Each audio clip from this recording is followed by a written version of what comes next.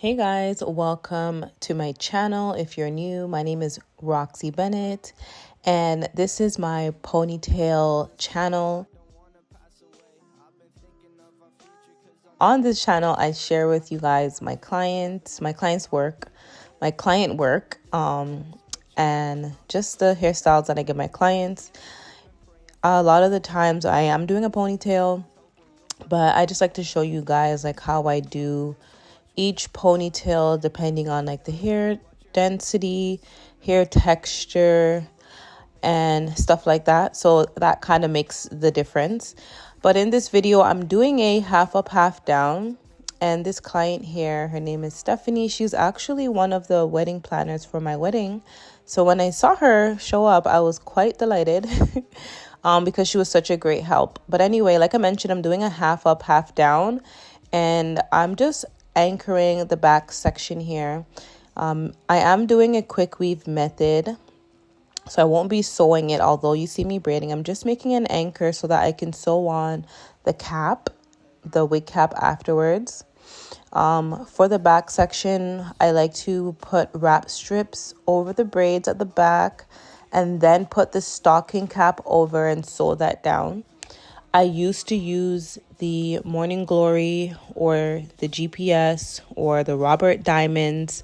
Basically, it's a Grow Protect solution, that black gooey liquid that most of us use for quick weaves. But I no longer use it because I've ran into trouble with that product, especially the Robert Diamond product, where the product wasn't working well with the client's hair. Basically would cause a lot of breakage and skin irritation. When I saw that it happened more than once, I decided to no longer use it, and just use this method that I'm using right now. I used to really like using the GPS because it was faster, and honestly, it worked well for me. I've never had any issues with it. But since I've had clients who've had issues, I didn't want to run the risk of that happening again. So I just took it out completely. But that's just my reasoning for that. I don't know if I'll ever go back. Maybe if they come with a new product that's more sensitive to the hair and scalp. Let me know if you've had any problems with the Robert's Diamonds or Morning Glory or the GPS, the Grow Protect solution. Let me know if you've had any problems with that. Yeah, so I'm just building the foundation for the back. The braids in the middle don't have to be small, in my opinion, especially because it's going to be covered. I was more focusing on the anchor that was around it, to making sure that it was like not too big, because I still want the back to lay flat, especially where the part is, where the back part meets the top half of the ponytail, if that makes sense. Because her hair is going to be locked up, I did put some oil on it just to make sure she doesn't get itchy or super dry scalp. I have my client assist me with holding down the wrap strips. It's very temporary, but it helps with just making sure everything is firm and in place. And then I just take a stocking cap and put it over it. I get the stocking caps from Amazon. It's a pack. I believe it's like a pack of 20. It's a good price. It's cheaper than going to the hair store and getting 2 of them in a pack for about $2, like $1 each. So it's less than $1 per piece. I'll definitely link it below. I'll also leave my Amazon storefront linked below as well for you guys to check out most of the products that I use for my clients. So that can be helpful for you guys. And then I'm just sewing around the perimeter just to keep it anchored. And it's not like it's definitely not going anywhere. So even if my client like gets her hair wet by accident or it gets really damp, like the cap is not gonna slide off. It's really sewed onto there. So I'm just cutting off the extra material, so the stocking cap and the wrap strips, just to get that out the way. It's unnecessary. And then I'm left with a nice foundation so that I can go ahead and glue. So before I glue, I'm just working on the top. I usually do the top part first. Like I'll press it out first and mold it first, especially if I'm going to do a ponytail that is higher. But there is a new trend where the ponytails are a lot lower now, where it's coming towards the back, the mid back. And in that case, I would glue the hair on at the back first before I mold the ponytail, because the ponytail would need to go over the back. But for this situation, I'll be molding the ponytail up first to get everything out the way before I glue the hair at the back. So I'm just pressing on her hair. I did use heat protector. I used the IC Fantasia heat protector that comes in a pink spray bottle. Sometimes I'll use the Chi Iron Guard. And the flat iron I use in this video is a Revlon flat iron. I bought it at Walmart. I use it on my clients with shorter hair. If my client has longer hair, then I'll use the Babyliss Titanium Pro in the 1.5 inch. I really love that iron. It gets really hot. Sometimes it gets too hot in my opinion, but it really gets the hair silked. So I enjoy using it for that reason. So now that her ponytail is placed, I have like a foundation. I'm going to start molding her ponytail. Her hair is pretty fine, so it's going to be easy to mold. In some cases, I use some wax, so I am using a little bit of wax in this situation for her hair. I don't know. Sometimes my reasoning for using wax changes, but I can definitely, like if I didn't have any wax, I would still be able to mold her hair. Sometimes it just depends on how I feel. Or how I feel their hair might hold. If I think it might hold better with the wax, then I'll use the wax. So that's my little reasoning behind the wax. I usually just lightly coat it over over the client's head before I actually brush it in and use the spray. So I also left out some hair for her baby hairs. Her hairline is a little bit sparse, but we're still going to make it work. I still left out some, so that's what she desired. If it was my choice, I would probably kind of pull everything back just because it was sparse. But in the end, I believe everything came out looking really cute. So I did disperse a little bit of the wax through her hair and combed it through. And then I'm just going to mold it using the Eben holding spray in the black tin. And the black tin is the strongest hold. It's very sticky. Once it's in, it's really hard to move around. So you have to be very careful about what part or what process you're using it for, because it's not flexible in my opinion. For example, I wouldn't use the black tin or the black Eben spray if I was doing a side part swoop, because sometimes the swoop you need to remold or refix. It's not very flexible that way where you can loosen it up and remold. It's very sticky. So you'd want to use something that's a little bit more loose, a little bit more watery or remoldable, like the Got2b freeze spray. So I'm just doing the method where I spray. I brush and comb it through, disperse it throughout my client's hair until it gets almost 50% dry. And then I'll go in with a blow dryer to just completely dry it and set it into place.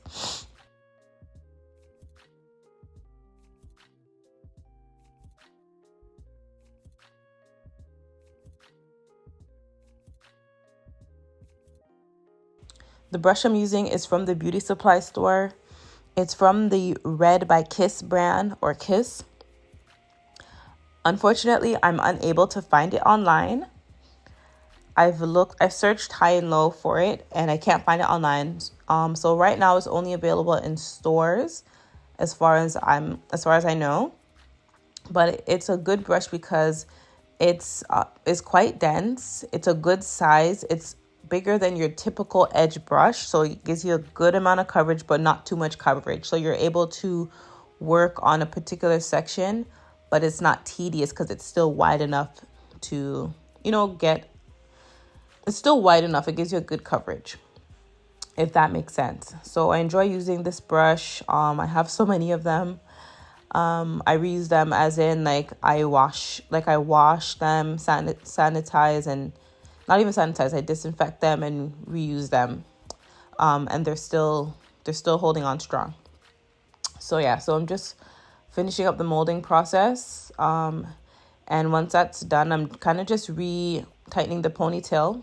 As you can see, I use the Got2b, excuse me, the Got2b free spray to comb it through, because with the Got2b free spray, it's easy to break down and comb through. So I use that to kind of loosen up that area there and to remold it. So I'm using a fabric scrunchie, but I do believe I went in with the rubber band simply because the rubber band gives it like a better grip. But I like to use the fabric scrunchie or ponytail holder because it's gentle on the hair. But the rubber band gives it a better grip, so nothing is gonna, it won't slide out. So I just quickly did her baby hairs, just a basic baby hair styling. As you guys know, baby hair is there's no one way to do it. It's just a preference. So I wrapped her with a wrap strip, and now I'm going to be gluing the tracks at the back of her head. And I'm going to be doing a horseshoe direction. So at the very bottom, it's going to be glued down straight across. Until I get a little bit further, I'm going to start slanting them. So my method is I like to run the flat iron along the track, along the weft, especially if it's human hair, just to kind of warm it up a bit, and it helps the glue dry faster. And then I will put the glue on the tracks, lay the track down, and then cut it. I don't pre-cut it before I put it down. For me, that method is faster.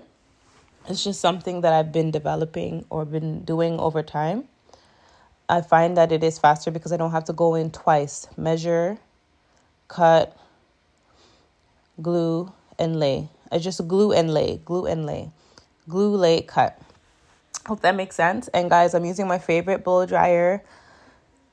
It's the Conair Silverbird, and I got mine from Sally's. And you can get it on Amazon as well. I've purchased it on Amazon in the past, or Sally's, and Sally's as well.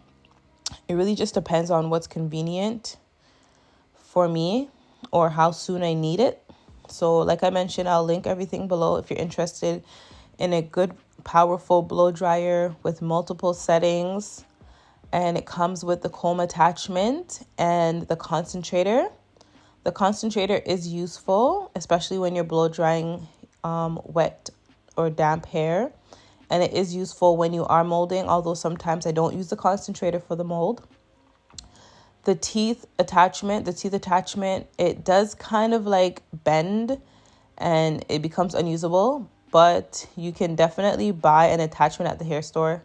I prefer the attachments at the hair store. The teeth are longer, but the blow dryer is great. So I'm just closing up the top of the quick weave. And as you can see, everything is quite seamless. You cannot see any tracks. And then at the very top is where you'll see about a centimeter of track. However, it will be covered with the ponytail once it falls back. So now I'm just making the foundation for her ponytail by adding a piece of braiding hair. And this is just going to add some more foundation, a stronger foundation, and a little bit of length so that I could add a good amount of hair onto her ponytail so that she has the length that she needs and also the body that she needs.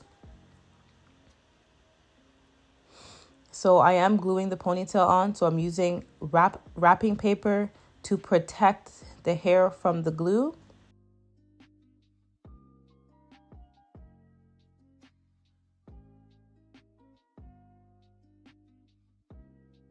I'm just making sure that I'm wrapping it tight so that the ponytail doesn't come apart. So it's definitely possible for the hair to fall off of the paper, or for the paper to separate and everything just start crumbling and falling out. It's definitely possible. So you just need to make sure that you wrap it tight. And I did spray some holding spray on top as well. And starting from the end, I'm going to wrap and work my way up to the very base of the ponytail. So you want to make sure you're wrapping nice and firm. And you want to consider that you don't put too much hair on that ponytail, because you don't want it to be too heavy and cause too much pressure at the top of the ponytail, on the top of her head. You don't want your clients to have any bald spots or to have any headaches. And it's important to ask your client if the ponytail feels too tight or if it feels uncomfortable. That's a good thing about doing the ponytail first before you glue down the back, because it gives the client time to feel if there's any tension that comes over time.